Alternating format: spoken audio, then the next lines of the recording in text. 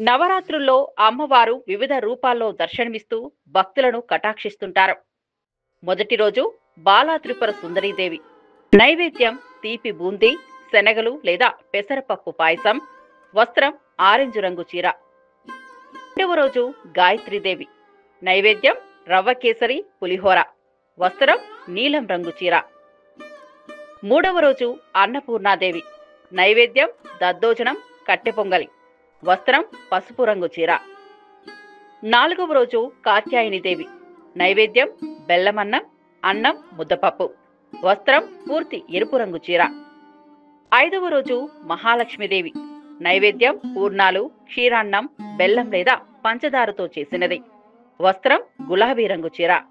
ఆరవ రోజు లలితా త్రిపుర సుందరీదేవి. నైవేద్యం పులిహోర, పెసర బూరలు. వస్త్రం ఆకుపచ్చ రంగు చీర.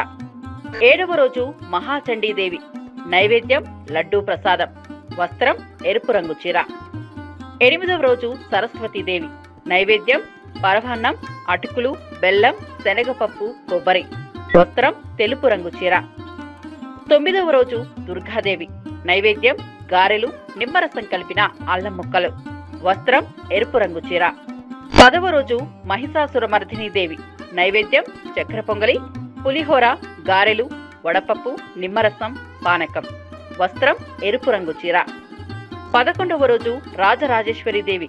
నైవేద్యం పులిహోర, గారెలు. వస్త్రం ఆకుపచ్చ రంగు చీర.